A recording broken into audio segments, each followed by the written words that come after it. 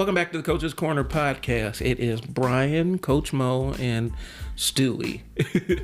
Stewie's taking a nap on the couch, so you might be hearing from him a little bit later on.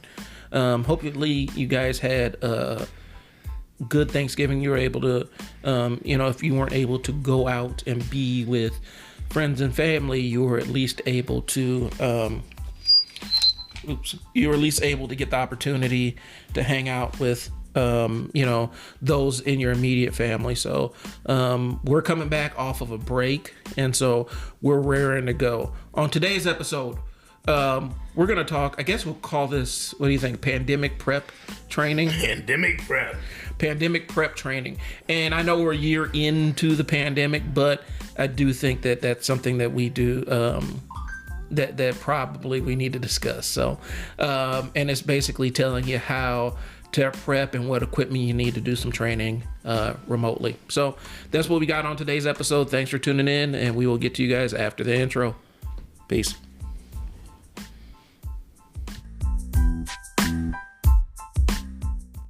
All right, we're back. So, in the news, we got a couple of things we want to discuss, what's going on, and then maybe do a little bit of housekeeping regarding our products and services, and then we're going to jump into our topic. So, in the news, everything's shutting down.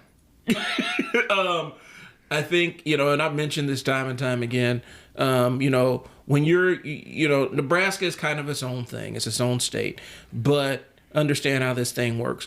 Whatever's happening on the coast eventually reaches us. And it looks like they're closing up shop in California. And I don't think to be honest with you, it's not a choice. It's more, that's what they have to do. Regardless of what you may believe or what you don't believe, the virus is going to remove your options. And I think California ran headlong into that. And we're going to see other states following suit. So the reason why we're doing this episode is so that you have the tools to, get the maximum outcomes for your athletes at home. Because that's going to be at least until we can get, stuff rolled out and start getting back to life here. You got to make preparations for home. And I think, be honest with you, everybody, we opened back up this summer just because I think everybody was getting kind of antsy sitting around the house. And so we opened all the way back up in summer. And so now we're kind of reaping the harvest of that. Would you say that? Yeah, it looks like we all kind of jumped the gun a little bit. And it's starting over, but I think we can be prepared this time, especially in our field. So that's what I don't know I could be totally wrong on this one. But I do think that the smart people, the ones that are paying attention and want to keep the edge, are figuring out ways to get the same kind of work from a distance. And so that's what this episode's about. Preparation's everything, right? Oh yeah. Especially in the athletic world, you prep for everything, and prep can be as simple as laying your clothes out the night before a sporting event, up to having the right training for that sporting event. So there's a lot of different dynamics and levels to preparation. And speaking of having the right training, we need to talk about the fight. Roy Jones and Mike Tyson went out there and did what they did. They look good for guys, that have, Roy's been fighting here and there, but Tyson has been out of the boxing game for a while. And he looked to come in. He came in superior shape, better than I've seen him in years. And Roy came in as Roy, because Roy's been fighting, but I think that they took the prep work seriously. And I know the jokes are floating around how Roy kind of came out looking lethargic and stuff. That's always been kind of Roy's demeanor. He didn't come out, it is what it is. Now let's talk about Nate. Oh boy. And Coach Mo's a Knicks fan, so this stings a little bit more. When we talk about preparation, we need to kind of look and see let's unpack the name. We're gonna move away from the jokes a little bit. I mean, of course, but let's talk brass tacks here. One of the things I noticed when I was watching the fight is one of the announcers mentioned this. You don't play with boxing. You don't play boxing. You cannot come in with no experience and go fight an experienced fighter and expect to win. It's just not going to happen. Your ability, your athletic ability, Nate might have put up a better fight than somebody who's completely detrained, but an out of shape boxer who's been trained professionally, who just might be out of shape, will probably fare better against, was it Jake Paul or whoever? He'd fare better against Jake Paul because Jake Paul is a trained boxer. I mean, let's be real here. Nate Robinson stepped into the ring and fought a trained boxer. And I said it that night. It was like his team kind of let him down there because in my mind, I knew that there wasn't a chance that he was going to win. He's going in and fighting somebody who's been training in that specific sport for a couple of years. Now, yeah, YouTube personality, he has his own little controversy swirling around him. But the reality is the dude's a trained boxer. And so we saw what happens. Even athletes will fall. Even athletes will can't overcome a lack of specific training for what they're trying to do, right?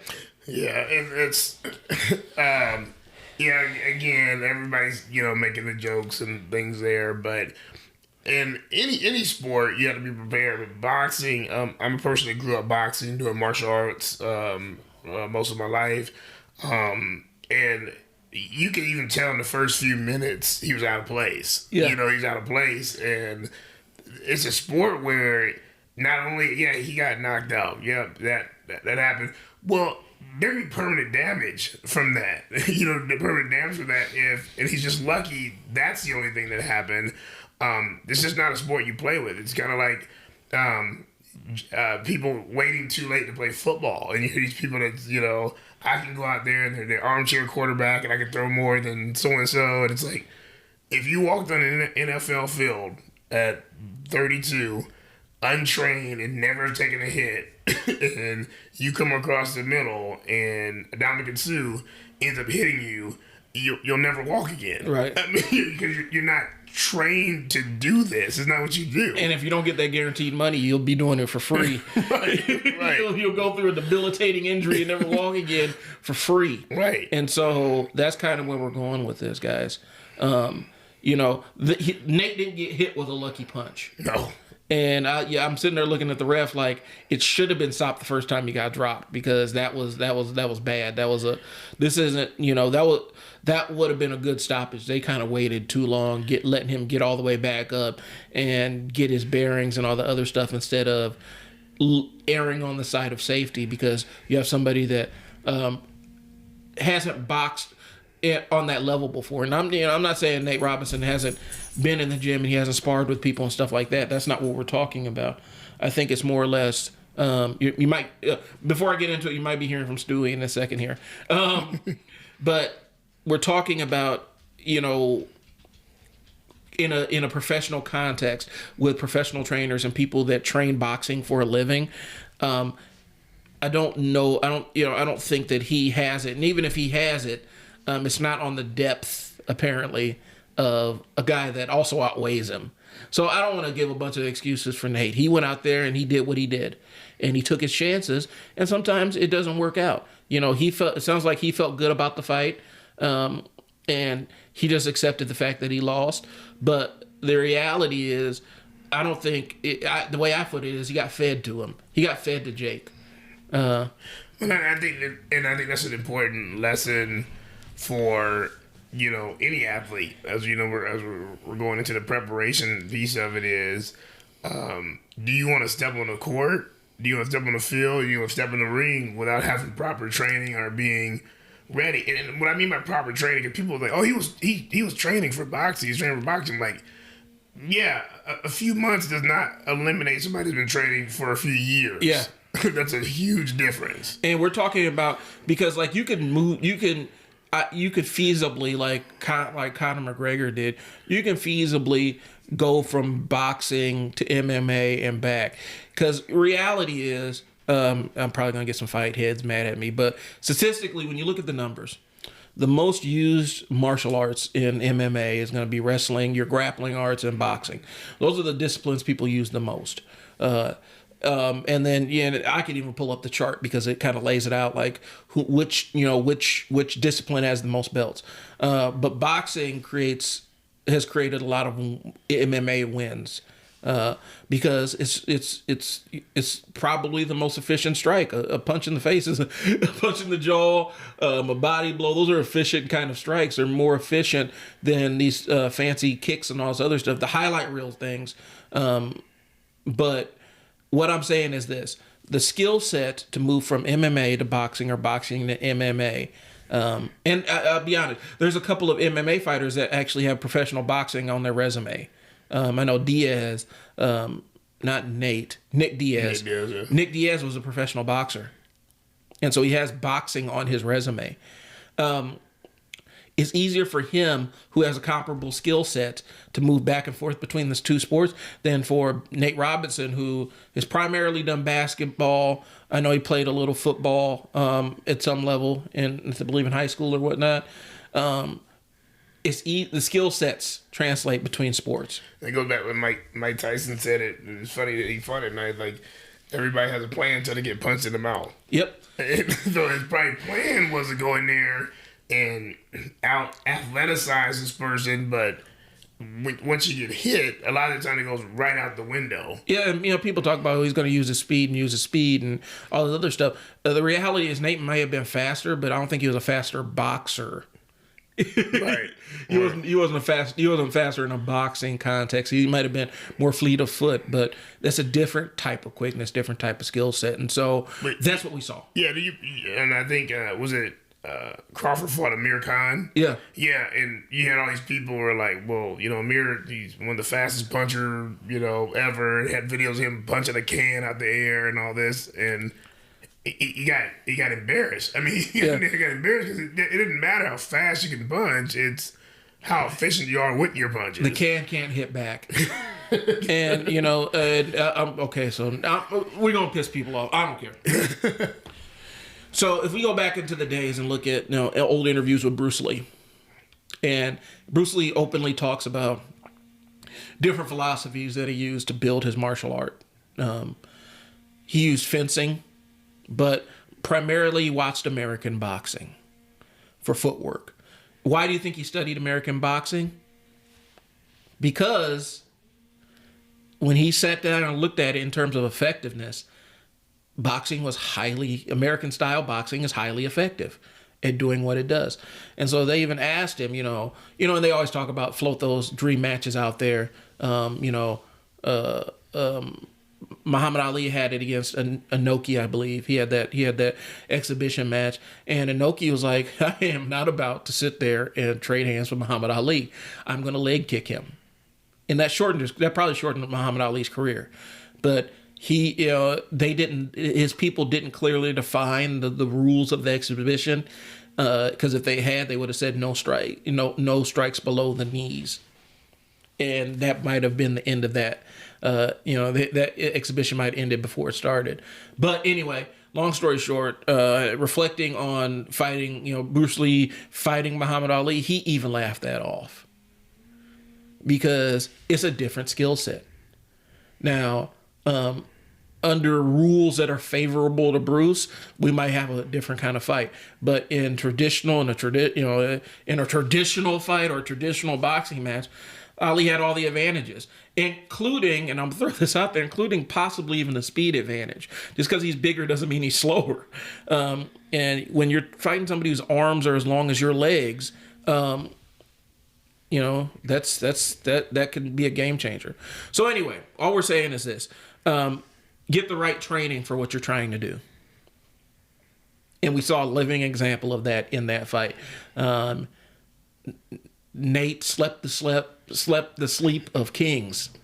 That was the sleep of kings in that match. He got some good rest. He got that kind of sleep that you can't get at home. That airplane, I know I'm about to be interrupted kind of sleep.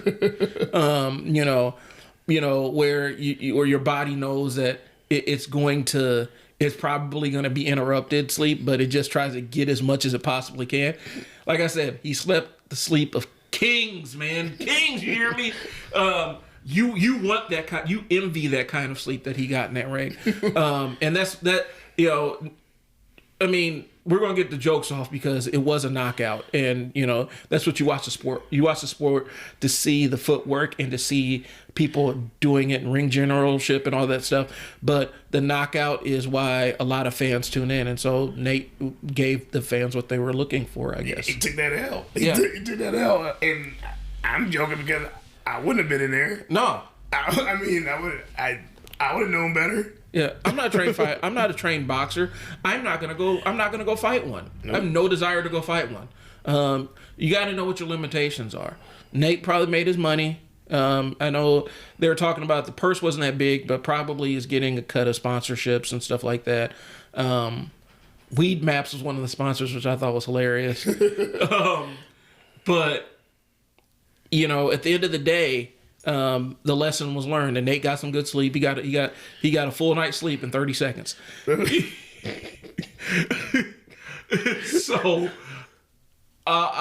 you know, props to Nate for even having the stones to do that.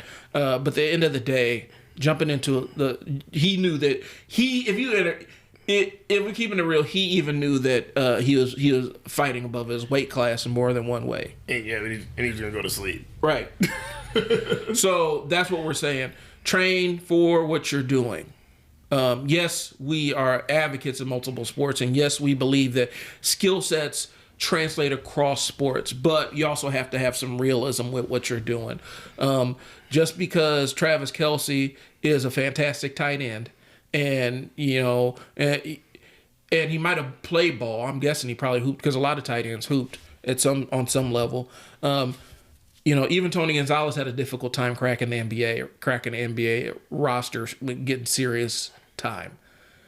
So, you know, you practice for the sport you're in, but understand that improving your athleticism will maximize your gains regardless of what you're playing. That makes sense? Oh, yeah. All right. So, with that, this episode is for the DIY coaches. The coaches that want to do it themselves at home, or that have to do it themselves because of pandemic considerations. So that's what we're going to jump headlong into. We're going to have some equipment that you probably need to get started, and we'll get to that after taking a pause for the calls. Talk to you in a few. All right, so we're back. Here's the thing. We know that this pandemic is affecting people in different manners. People are having different ways of coping with it. Some of our kids are in school face to face. Other kids are doing remote learning. Other kids are doing a hybrid model. Here's what we're forecasting. At some point in time, and we're talking locally, but it may apply to your state. At some point in time, we're going to have to scale back. We're going to have to pull everything back. You know, and that's just the reality of what we're facing. We're going to pull everything back. And so we want to give the parents out there an opportunity. And it's not, you know, we have our thing that we were talking about in terms of our virtual coaching thing that's still available. And we are in the process of testing it out with a small group of athletes to roll it out so that we can make sure that we get a lot of the bugs worked out of it.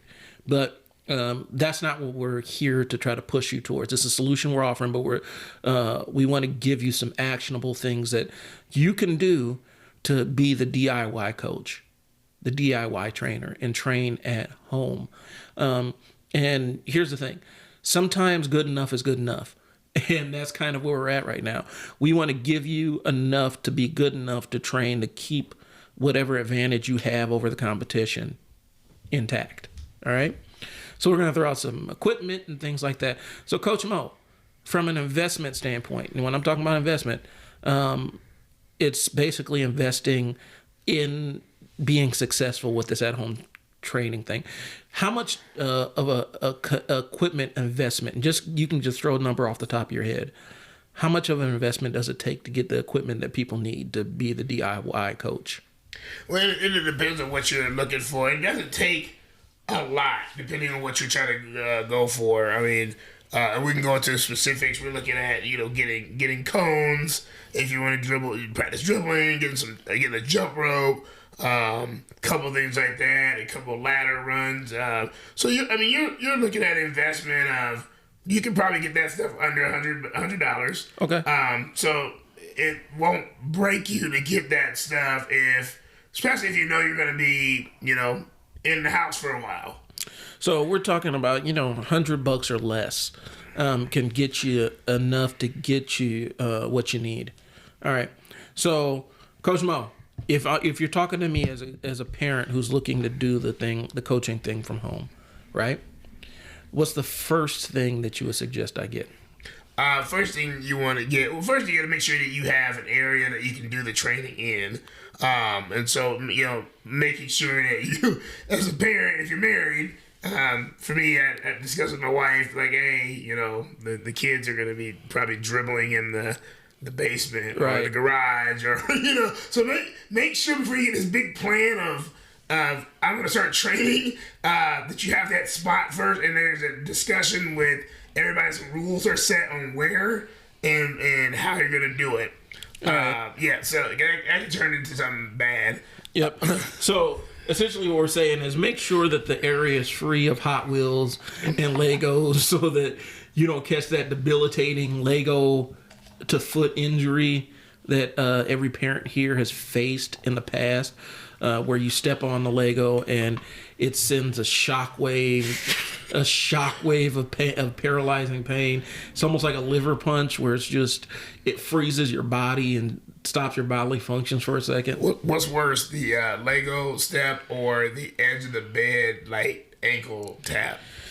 Edge of the bed ankle tap draws blood, and so I've experienced that.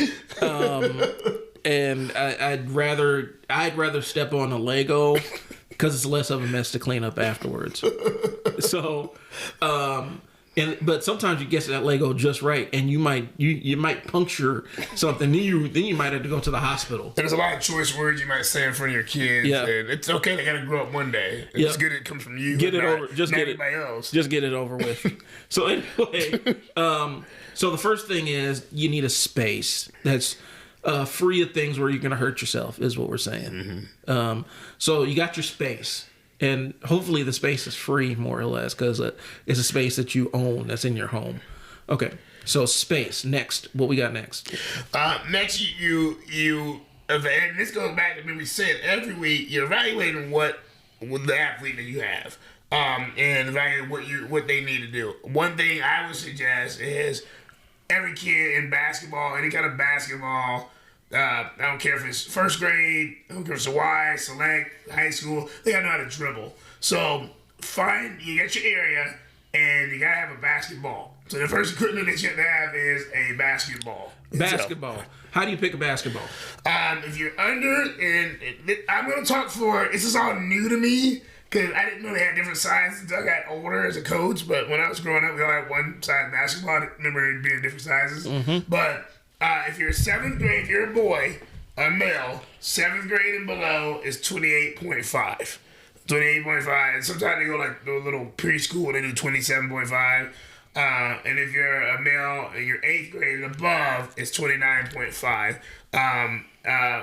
Females, I think it's just straight 28.5 the rest of their career. I'm almost sure it is the rest of their career, and so you pick it based off of that. Okay, so you got to get the right size basketball. And here's the thing: if you have a kid that's kind of in between, you could probably, it's not going to hurt to buy two. Yeah. You never know, because for me, I always suggested the kids go up a size if you're in between, because if you're able to shoot with a heavier basketball, it's going to be a lot easier when it is coming time to actually your level anyway. All right. So we got the space, we got the basketball. What else? So we have the space, we have the basketball, and let's talk about a plan before we add some other things. So a plan. So with the space, the basketball, and let's say our main focus is going to be dribbling. So we sit down and we make a plan for that dribbling, and make the plan realistic.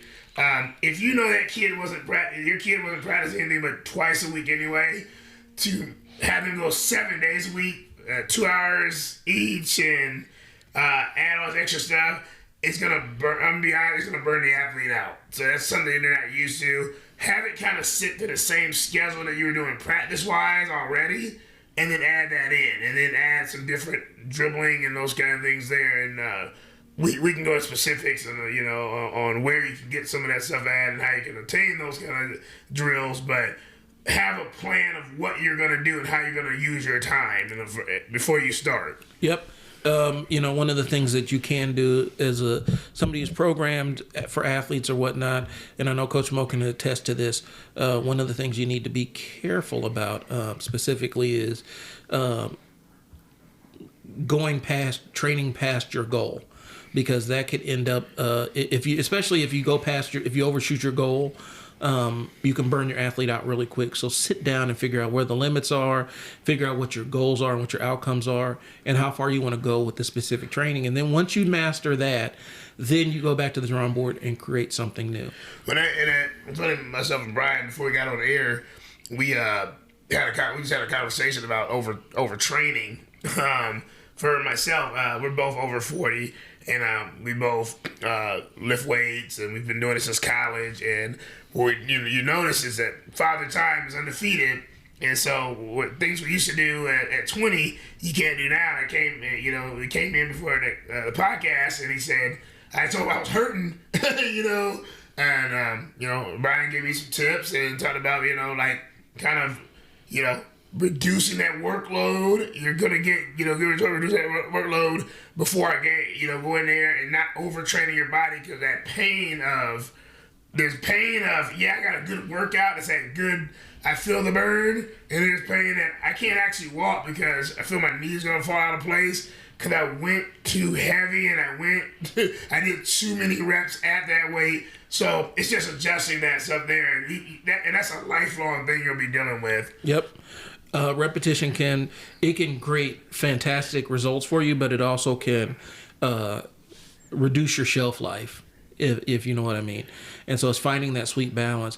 If you are in pain, you got to dial your reps back, and dial your rep backs, maybe increase the weight and get more effective time with less repetition. And that goes into the training we're putting together, the training we put together. We do want the kids to get the reps in, but we do have to be cognizant of the fact that they're still kids. And so we're going to keep the reps down. So it's basically minimal effective complexity, if that makes sense. Mm-hmm. We want it to be as uncomplex as it needs to be effective. And then as that becomes simpler and simpler, then you start adding a little bit more complexity and making it a little bit more extravagant, and doing a little bit more. But the mistake people can make really fast out the gate is trying to do too much too soon. And so that's why we say sit down and plan what your goal is. And then once you meet that goal, then you draw up another goal and you figure out how you're going to get there. If you're on a road trip, the idea is at some point you're going to stop, right? Once you reach your destination, you're going to stop driving, right? Mm-hmm. Well, a lot of people, when they train or when they plan, they never stop at their destination, and they just keep going and going and going. And it may be great for you, but at some point your passengers are going to get a little bit irritated. Mm-hmm. If you're planning on driving to Texas and next thing you know, you're down in the tip of Chile, you've gone too far. And at some point your passengers are going to look at you and say, where are you going? I thought we were going to Texas. So that's what I'm saying. So be aware of where your destination, your endpoint is. And that's what the planning comes in. All right. So we got our space. We got our basketball. We have our plan. Now let's get into what else do we need. And so I would suggest if you do have a space, you're able to dribble, you have a plan there, I would suggest getting a pack of cones, and everybody see the big colorful orange, yellow, green, whatever cones. And these cones can be found at a lot of places. You don't have to pay over $10 for a pack of cones. I'd be shocked if you found some more than that. And these can be ordered offline. They can be at your local retail store or whatever, so they're there. Get a couple cones. The reason I say that, you always want to put yourself, you want to test yourself a little bit. So like, you want to give yourself some goals. And so a goal could be, I dribble around 2 of these cones with my right hand 50 times. And I do it with my left hand 50 times. So you have a goal, and then once you complete the goal, it's done. It also gives you the boundaries. If you have a boundary, let's say mom and dad say you can only go in this part of the driveway, set your cones up, make sure all your drills are done, or whatever you came up with inside of that drill. So find that assistance. Now that you have that assistance, now that you have those things to start with, and you got a place that and you have an idea, it's time to execute your plan. Yep. And you got to execute your plan. And I'm just pulling up stuff off the top. I'm looking at different things online. You can get on Amazon. I'm not going to name drop any brand names, but you can get some of the stuff we're talking about, like an agility ladder. You can cop an agility ladder for $12. Yep. That's before taxes. Cones, hurdles, and all the other stuff. Those things are not expensive. Now, they're not game breakers, but they do help, because if you have a cone, you don't have to worry about the piece of paper that you put down on the ground blowing away.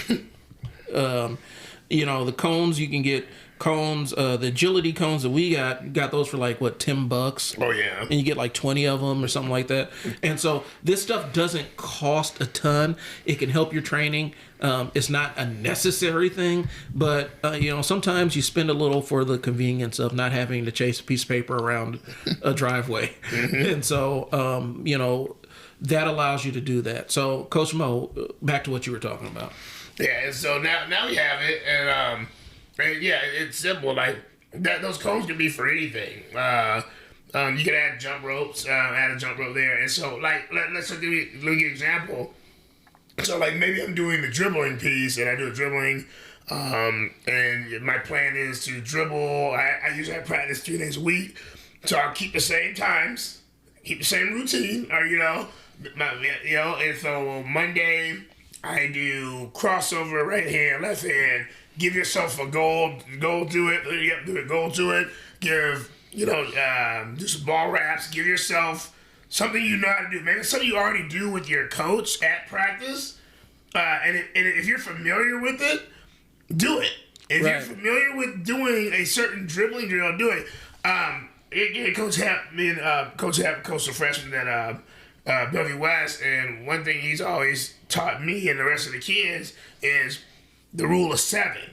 And the rule of 7 is if I repeat something 7 times, it should start sticking with me. Mm-hmm. And so think about it. If I'm able to give myself 7 sets of 30 dribbles with my right hand below my waist, eventually it's going to stick with me. And then I give my left hand the 7 there. My Tuesday, maybe at school you have it off. Maybe it's your rest day. But maybe on those Tuesdays at school, you get on the bike and you do swimming or something too. So, okay, let's say you don't have access to a pool at the house, but that's not your off day yet, because at school you would have been still doing stuff. So maybe get on mom and dad's treadmill. Maybe get, if it's not so cold outside, maybe take a little jog around the block. Whatever you do, it may not be the same hour and a half, 2 hour practice you have at school, but have to do the same routine or try to get close to it. And if your off day was Wednesday, then make your off day Wednesday. Your off day Wednesday. So don't go so far where you're out of what you're used to, because you're not going to want to do it. Your body's not going to get used to it. You're not going to want to do it. And not every kid has the same work ethic. Right. Not saying that kid is bad. I mean, there's guys who made it to the NFL and the NBA with kind of low work ethic because they're just very talented. Mm-hmm. But you're not going to tell them to, hey, man, I'm going to need you to do an extra lap around the track, because they're looking at you like, well, their mentality, I made the league, so I'm good. But then you have others, your LeBrons, your Michael Jordans, your Kobe's, who are like, I made the league, yes, but I'm going to keep working to win championships, Curry, those guys, because I want to win. My legacy wants to be different. So we're not saying that you eventually won't step yourself up. But if you're used to 3 days, start off with the 3 days that you would have practice with, or you to be available anyway. All right. So we're gonna keep that consistent. What we're gonna do is we're gonna take a quick pause for the cause, and then we're gonna continue on down this thread. All right, y'all. So we talked about this, and this is something that we've discussed before regarding motivation, but this is kind of a different conversation. Okay. Because initially, the conversation we had prior to this, and Coach Mo, you can remind me if I'm incorrect on this one. The conversation we've had before is a lot of our best athletes are self-motivated. That doesn't mean that they don't wake up on the wrong side of the bed some days, or some days they don't feel like phoning it in. So we're going to talk about, if you're the DIY coach and you're doing this at home, how can you help your kid that's self-motivated get the most of their time when they're kind of phoning it in. So what are some things that you've done, Coach Mo, an athlete that wants to get better but is just having a bleh kind of day?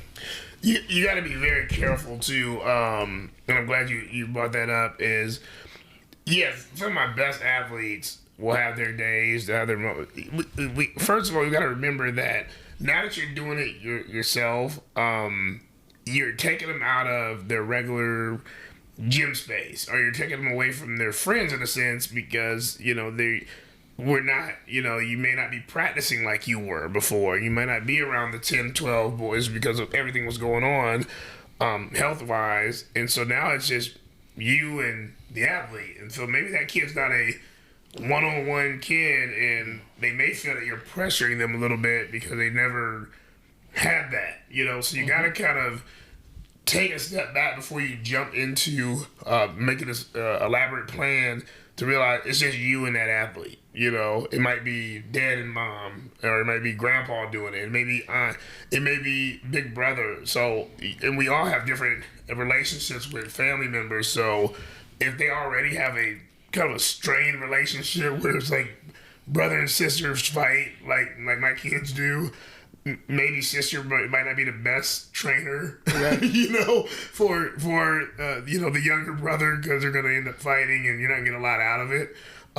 So you just got to realize what is going on with that kid. So personalities could clash during this, and so you got to be very careful. Also, realize that it's a shock initially if everything just gets kind of shut down, and the kid may be in a little bit of a shock, and that kid could be a great athlete already, but again, don't ramp it up to the point where they don't like the sport, or won't like to train, and maybe get some feedback. And so one thing I started talking to my athlete, great athlete, gonna give you 100% effort all the time. He's 13. So we've had those conversations where I'm like, hey, it may shut down, and you'll look at me and it's like, well, it hasn't done it. It hasn't shut down yet. Well, I'm just kind of letting you know it may, and what do you want to work on if it does, Right. and what do you not want to work on if it does? And so I'm having those conversations now, and if you got to do it yourself, have those conversations before you put a plan on paper or on a computer or any kind of app, because if they're telling you straight up, I'm not gonna do the 3 days I was doing. I don't want to train this way. You're not gonna force them into more days. You're really gonna burn that kid out. If they say they were only gonna do 3 days, and you want to jump and give them 6, it's not gonna work. Yep, and that's what we're talking about, driving past your destination. Yep. Understand where your passenger wants to get off, and be aware of that. And say, this is what our stopping point is. And then you can hold them accountable to that stopping point. Say, listen, we agreed to these days. This is what we said we were going to do. And so now we just need to execute it. Understand this. The barrier that you run into as a parent who's coaching is you're still a parent. And, some kids are able to compartmentalize. They're able to accept mom or dad in a coaching capacity, and then mom and dad in a parenting capacity. Some kids are not. And so the back talk that they'll give you, they're still going to give you. It's the back talk they would never give their coaches, but they'll deliver to you. So you have to be aware of how you're going to adjust to that. handling that without it turning into a big blowout, because that can impact future training. If every time every time you're directing the kids' training, it turns into a big, huge mom and dad versus kid argument, that's going to take away from that training. And so I do think that's where you have that honest conversation with the kid and saying, when we're out here doing the training, I'm not mom and dad, I'm your coach. And this even goes, here's the thing, because we're talking about the DIY coaches. A lot of parents right now are being DIY teachers. They don't have the training to be teachers, but they have to step in and fill the role the best way they can. And so we're asking you to do what you're able to do. And if you want to take a more active role, this is the thing you're going to have to do. Even if you never played a sport before, you ask for the coach's support. These coaches, if they want their athletes to train while they're away from them, they won't shun you. They'll give you the drills that they want the kids to work on, or they'll give you some specific things that they want the kids to work on, and that's how you'll work. But have the conversation with your kids and let them know you have to separate between mom and dad is nagging me versus mom and dad is pushing me to be better. That makes sense? Right. And at a certain age, and this is, as we're doing it, the DIY stuff, at a certain age, they have to know that. They have to know that, and you got to prepare them for that. And that's another thing I would throw in there, too, is having, before the program starts and before you do everything, have the interview with them first. So you're not wasting your time. You're not wasting your time, and you don't have a future argument. We both have kids, and I have 3. Brian has 2, and they're different. They're all different, and so if I have this conversation with my oldest, the conversation with my middle will be completely different. The understanding will be different, and then my youngest will be different. And I have to realize if I'm going to do a per se workout for all of them, that my approach probably needs to be different based off of their personalities. Right. If that kid argues with me anyway about making their band up in the morning, I'm pretty sure I'm gonna get a little pushback from this. So to say, usually this is a 3-day program, but you're gonna do 5 because I want you to stay busy and there's no excuses that you're not. That approach is another thing. Also, while you're doing that approach, look at your body language as you're coaching. So if you're dribbling, you set up some dribbling stuff, and if you look frustrated, if your voice is raising, if you're per se yelling at the kid and you're getting upset, that kid may not be used to that. And the misconception with coaches, because I got a personal story about that, is all coaches yell. you know, and to me that's the biggest cop out, because what that is, that's just a person that's trying to protect and coddle their child. Now the coach is yelling, cursing your kid out and hitting him with a chair. Okay, that's the problem there. He's out of control, need to be removed.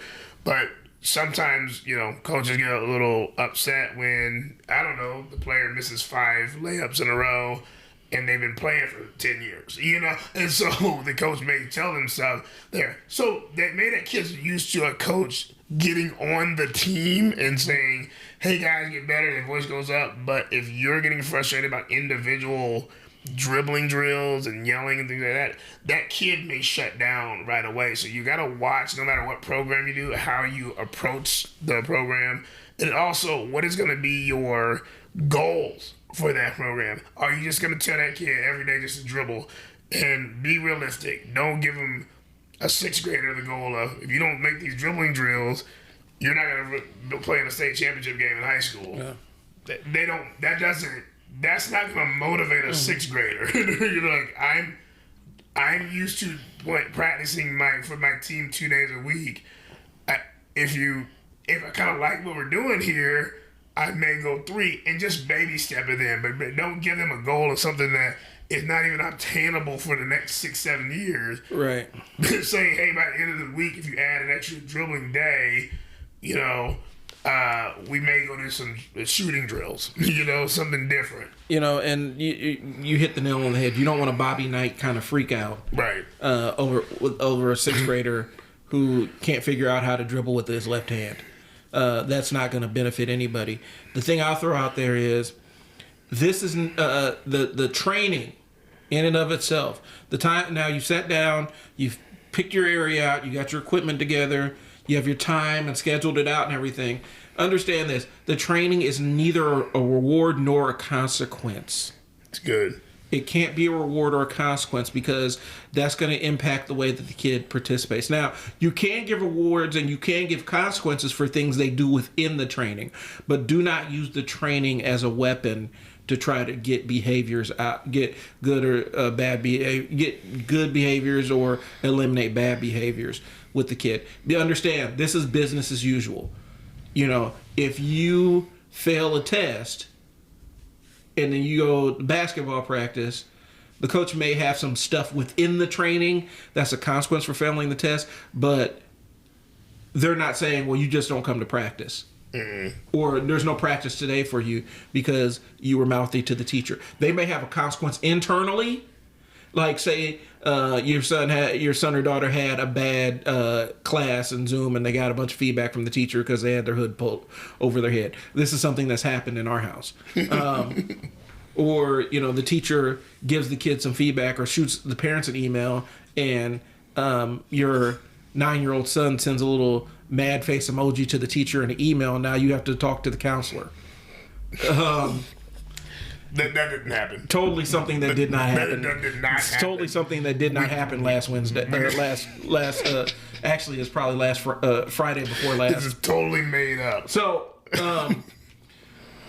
you're going to you can do what coaches do, where they build a consequence into the training, but that doesn't mean that the whole training completely shifts and it turns into this grueling, boring kind of thing. Nor do you say, well, since you screwed up in class, there's no training for you.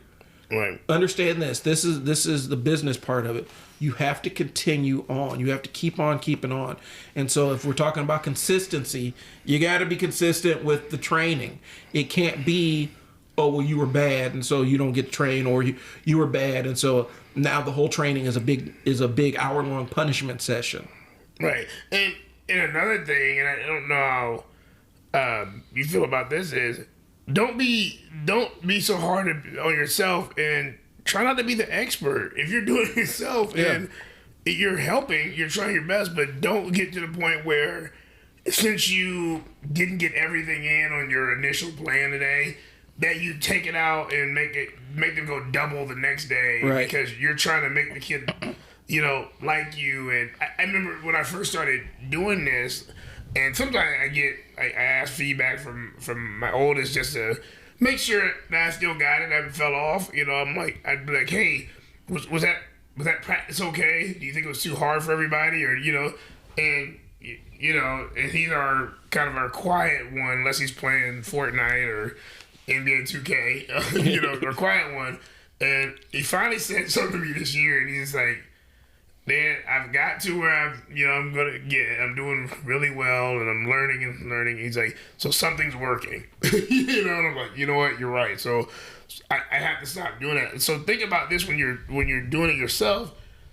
Don't your kid or whoever you're training probably is not expecting you to be this NBA trainer that's going to teach them how to do every one of Kyrie's dribbles overnight, and it sticks within 10 minutes, and all of a sudden this kid has 20 offers overnight. And that your kid's not expecting that. Your kid's is initially shocked that school's going to be out, and it's like, okay, I now have to train, and I still like basketball, and now how's it going to look? It's different, and you're trying to get them to buy into, yes, you don't have your 10 other teammates, but we can still do some skill work to keep us sharp just when that phone call comes and we're ready to get back on the court, we're ready to go. And as a byproduct of the information age, it's really easy to overdo it. Like, you know, you can go online and find 1,000 trainings and all this other stuff, but you can overload yourself with knowledge and add too many seasonings to the mix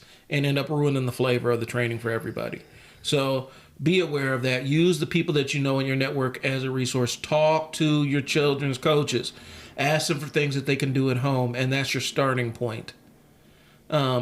We have designed our program to kind of mimic how Coach Mo would train his kids in a basketball context, and so that's another tool or resource that's available. But the first thing is you need to talk to your children's coach. Ask them what are some drills they can be working on. I know we're shutting things down. What are some things I can have them do at home?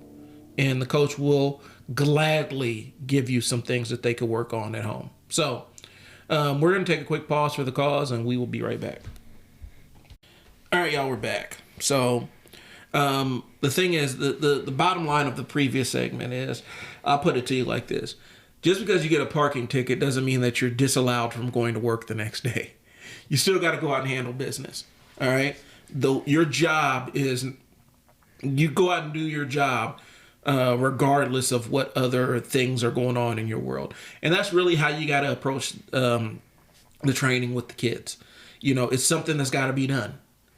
And it can't be contingent on, you know, you had a great day, so we're going to take it easy in practice today. Or, you know, you got an A on the test, so we're just going to skip practice for today.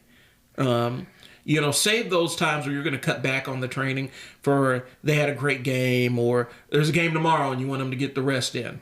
And so instead of practices, instead of going out and doing the drills and the training, you may talk some X's and O's stuff with them, or, you know, give them the stuff that coach told you to talk to them about.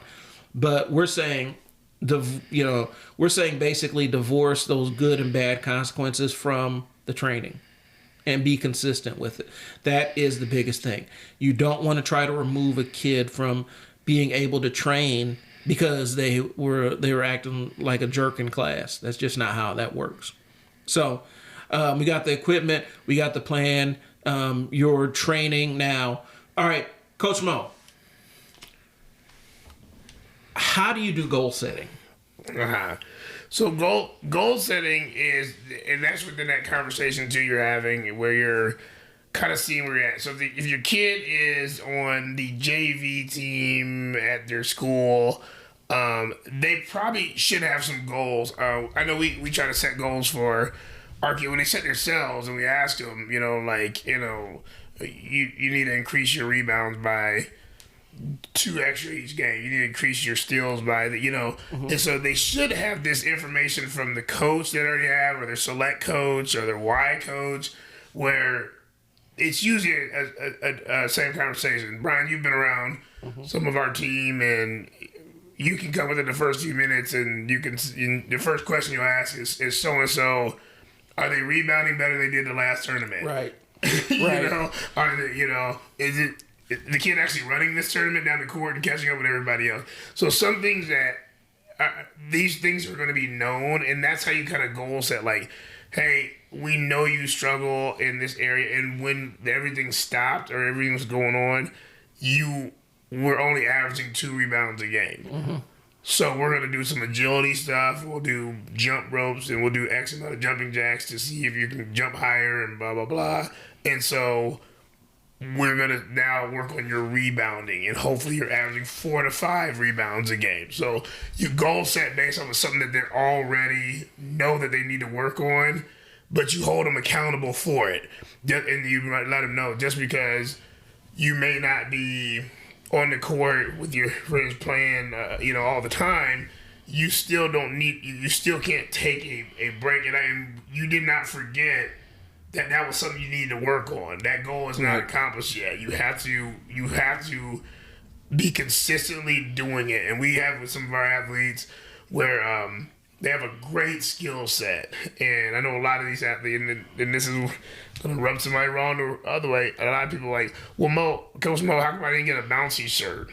Or how come I didn't get a hustle shirt? How come I'm like, because you consistently did something for 2 games, and you consistently broke it for 3 games. You know, you went back, and so you didn't meet that goal. You didn't meet that goal. You got in the neighborhood, but you didn't pull in the driveway. Right. That's exactly what it is. So you kind of base it off of what you're going on, what you've seen. If you've went to the games, you're like, you're walking down the court, man. Let's try to increase your speed a little bit, you know? And here's the thing. This is why we talk about the importance of interacting with those coaches. If the coach has the expectation that your kid needs to learn how to play in the post, but your kid decides while you're working on the training, they're going to do nothing but they want to work on the 3-point shot. You got a mismatch there. Yeah. And the kid's goals don't align with the coach's goals. And the reality of it is, if you're playing a team sport, the coach's goals are the ones that matter. And so sometimes you're going to have to be the bad guy on that front and say, okay, we'll negotiate this. We can work. I need you to work on your post moves because that's what coach asked you to do. And these are the drills that he or she gave you to work on. We do that. And then now we can, once we get working on those and we get those drills knocked out, then we'll sit down and practice your 3-point shoot. We'll practice your long distance shooting because that's what you want to do. Yeah, and most coaches will, if you send an email, they will respond to you, and you can ask. I don't know why kids don't do this more. Mm-hmm. They'll be honest with you. Maybe they don't want the real.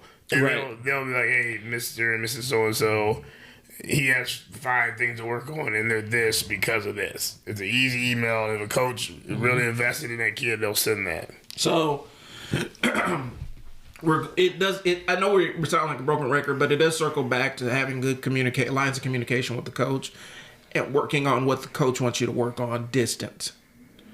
Like I said, we played the clip last week. The Patrick Ewing. Do you work on that shot? What kind of shot is that? Those are the bad reps we were talking about on a previous episode where you're getting bad reps. You want to make sure that the training you have with your kids is full of good reps. And then you once you get the business part, then you allow them to work on the things that they want to work on. Mm-hmm. But you got to make sure that you are taking control and knocking out the goals as they stand. And I mean, I know it's going to sound trite, and people have heard it before, but write them down. Yes. Take some time and write out what the goals are, whether you have a big whiteboard or you have a notebook. Write down what the goal is so that you guys have a visual record of what you're trying to do. That's important. It's as important as not having the Bobby Knight freakouts on a 6th grader because he or she can't dribble with their left hand. You want to make sure that you have those goals written out so that you can always circle back to them. If you ever get lost in the weeds, you know where to circle, the point where you can circle back to and get the outcomes you're looking for. So that's what we're talking about. Making sure that the training matches what the coach's expectations are. Because at the end of the day, like I said, the kids are going to want to do the flashy stuff. They're not going to want to do the boring stuff. You kind of have to almost, in some cases, because there are a lot of kids that don't want to do the fundamental stuff, and that's really the most important thing, is nailing those fundamentals and getting a mastery of those. If you're doing the DIY coaching, you're going to have to be the bad guy sometimes and keep them on task. All right. So I'll ask this, Coach Mo. What if you got more than one athlete that you're training? You got siblings and they're both training. How does a parent first manage their attention between the two kids and also make sure that the training time that they spend is valuable for both kids involved? Different kids, different goals. And you establish that with them even before you start. You tell them, like, it's, Bobby is now in 10th grade and he's trying to be on the JV at Varsity High School. His sister Sally is in 2nd grade and she's just trying to kind of find her way. So you just kind of make the program or the conversation to match what you're trying to get out of that athlete. And to be honest, and if they're not the same caliber athlete or right. just, do not do the same program at all. Don't be cookie cutter with it. Don't make them do something that your advanced player would do today because you want them to catch up. Because I have a lot of parents who are like, well, I used to have my kid go with the neighbor kid. And the neighbor kid was 4 years older and he played varsity and was 10 times bigger. And I'm like, well, the good thing is maybe it makes them step up and play bigger competition, but sometimes it's too big of a gap. The bad thing is they get burnt out because they can't understand why that kid is so much more advanced and they want to stop. Right. And so you got to be very careful about doing that, being strategic. So different times, set different goals, do different things if it works for those kids. Yep. And we talked about it. Don't try to handcuff the kid that's competitive to the kid that's recreational. If you have two kids that are playing at different levels, make sure that your training matches. And then you're having the conversation with the kids. Here's the thing.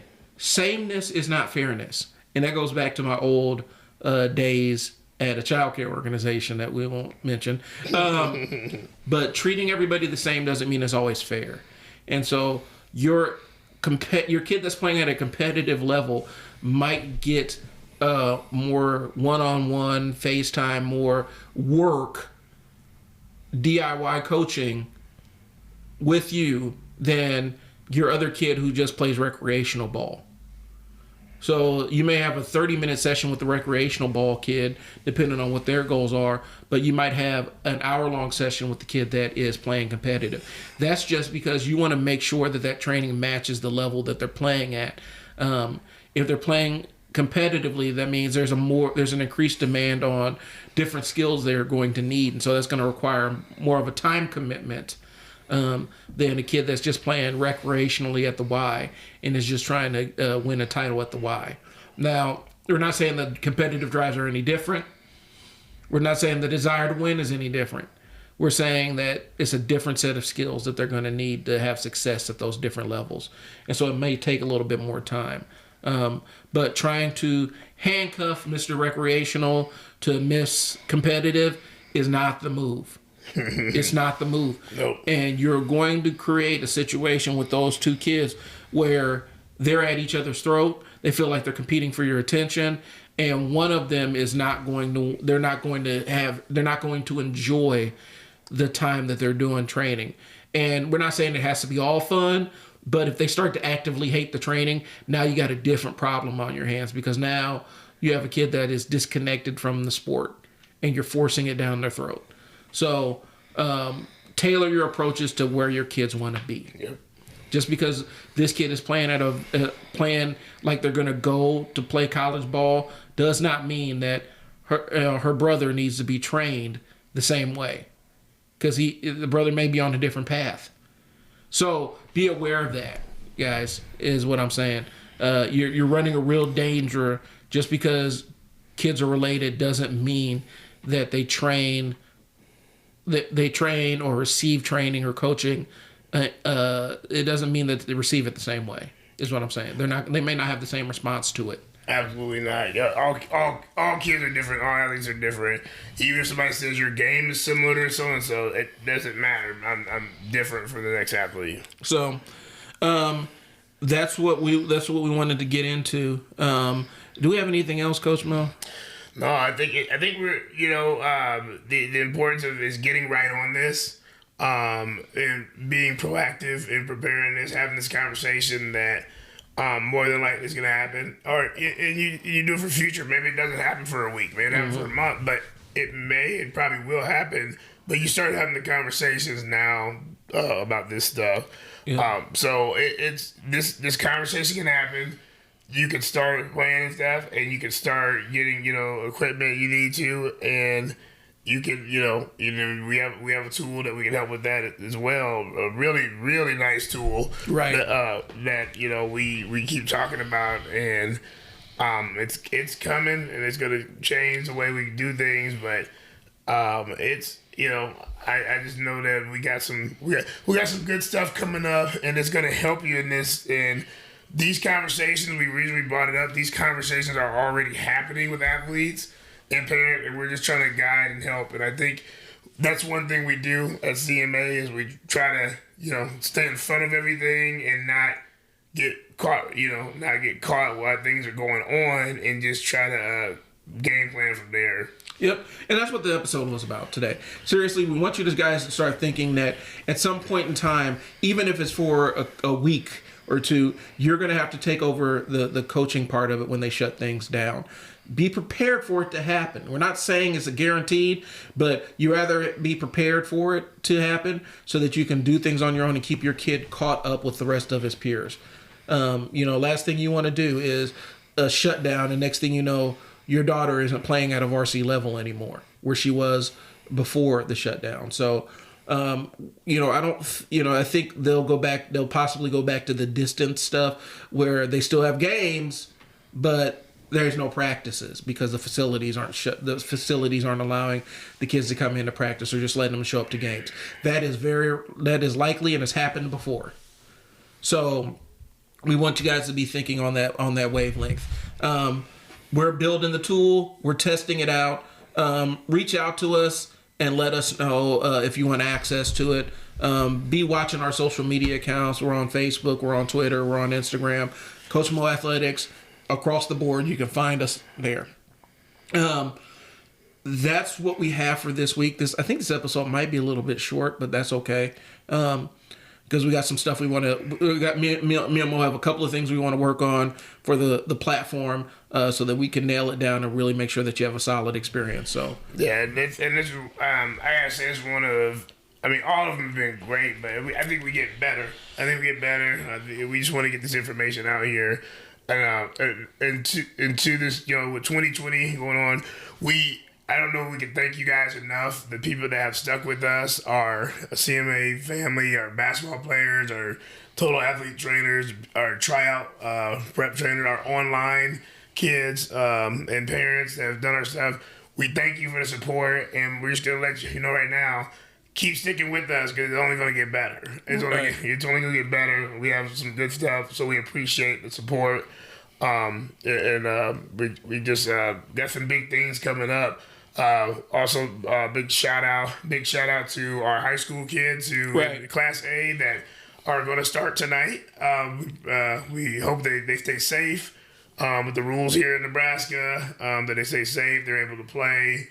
And get through the season as best as possible. But these kids have earned it. We shout out to the kids that did our child prep, that did our stuff, that made their teams, that are going to be not only on their teams, but contributing and starting and doing things. And that's a big, huge accomplishment. And also shout out to the kids that who aren't able to play because of everything going on, because their school districts and that keep working. I'm still getting videos. I'm still seeing things, and the kids still working, doing some of our workouts.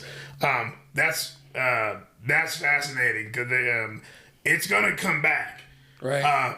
But it's gonna be forever different, I think. And I think it's gonna be good. But I appreciate the kids to keep doing it. Also, one thing I challenge people to do is make sure you're sending us some messages. I know people watch and they listen to this, but ask us questions. Just don't be afraid to ask us questions. Like us on Twitter, like us on Instagram. Interact with us, try to find out what we do, and ask questions. And we appreciate the messages we've got for some of the stuff coming up, and the people that did message us about the online training that want to try it out. Those things there, we're gonna get your information and we're gonna get in touch with you. So we did see your messages, so we appreciate that, and we're gonna get back in touch with you guys. So that's what we got. Tune in next week. We'll have another topic for you. But until next week, it's Brian and Coach Mo. We'll talk to you guys later. Peace. Peace.